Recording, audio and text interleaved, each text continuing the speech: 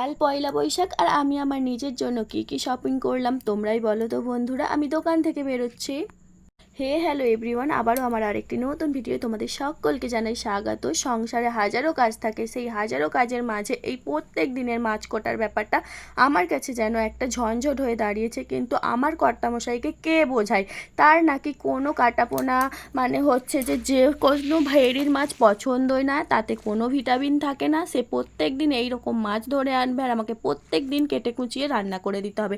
এটার কি কোনো মানে হয় বন্ধুরা? এই মাছে নাকি বেশি ভিটামিন আর সব মাছে কিচ্ছু নেই, এটাই তার বক্তব্য। তো মাছগুলো কাটার পর ধুয়ে নিয়ে এসে আমি নুন মাখিয়ে দিয়েছি। আর মাছগুলো তো কেটে ধোয়ার পরেও নড়ছিল, এরকমই অবস্থা। এই মাছগুলো এইরকমই হয়, তো কাটার পরেও নড়তে থাকে। তারপরে গাছ থেকে একটা পেঁপে পেরে নিয়ে বসে গেলাম কুটতে। তো ছোট সোনা তো এত ইরিক বিরিক করে আর কি বলি। এই দেখো চলে গেল। ওকে যতই মানা করি যে আমি যখন বঁটিতের মধ্যে কাজ করব বাবা তুই এদিক ওদিক করবি না, কে কার কথা শোনে। আমি একটা বাচ্চার দেখেছিলাম কতটা হাত কেটে গেছে, কিন্তু সেই থেকে আমার ভীষণ ভয় লাগে। বঁটিতে কাজ করি জন্য আমার ভয় লাগে না, কিন্তু আমার মেয়েদের জন্য ভয় লাগে। আর আমি মাছটা ভাজতে বসিয়ে দিয়ে পেঁপেগুলো কুটে নিলাম। তারপরে আমার মানে কোটাও হয়ে গেল, মাছগুলো ভাজাও হয়ে গেল। দেখতেই পাচ্ছ লাল লাল করে ভেজে নিয়ে তুলে নিচ্ছি। আজ হবে হচ্ছে আমাদের ঝোল। এই ঝোল খেয়ে আর কি বলবো, মানে জ্যান্ত মাছ আর ঝোল। কর্তামশাইয়ের মানে জন্য আমার খাওয়া দাওয়া ডগে উঠে যাচ্ছে ঝোল খেয়ে খেয়ে। মোটামুটি কলা পেঁপে দিয়ে ঝোল, জ্যান্ত মাছ খাও, ঝোল খাও, শরীরে ভিটামিন বাড়াও, এটাই হচ্ছে আমার কর্তামশাইয়ের ডায়লগ। আর কি বলবো, যাই হোক মোটামুটি আমারও খারাপ লাগে না, যা গরম পড়েছে এই মধ্যে ঝোল খাওয়ার শরীরের পক্ষে উপকার। তো আমি সব জল দিয়ে বা সেদ্ধ করে নিয়েছিলাম, হয়েই গেছে তরকারিটা। হালকা একটু চিনি ছড়িয়ে দিলাম যাতে টেস্টিটা ভালো লাগে। হালকা একটু ঝোলের মিষ্টি দিলে টেস্টটা বেশ ভালো লাগে। আমার ঝোলটা পুরোপুরি হয়ে গেছে, তো তার জন্য মাছগুলো দিয়েই দিলাম। দেখতেই পাচ্ছ এবার হালকা মানে 2 মিনিট নেড়ে চেড়ে নাবিয়ে নেব। নাবিয়ে নেবার পর আমি যাব স্নান করতে।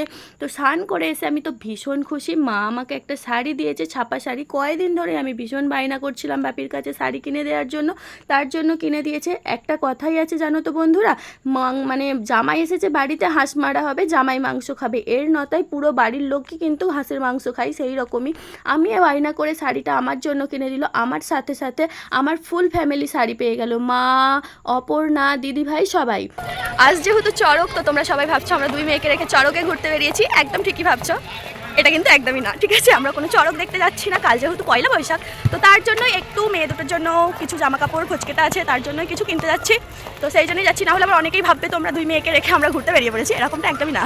তারপরে এই যে পার্কের সামনে দিয়ে যাচ্ছিলাম, তো পার্কে একটু ভিডিও বানিয়ে নিলাম। যেহেতু একটু সবরই বেরিয়েছিলাম, আজকে কর্তামশাই ডিউটি যায়নি, বাড়ি ছিল, তো সেই জন্য হাতে একটু সময় ছিল, একটু পিক ভিডিও বানিয়ে নিচ্ছি।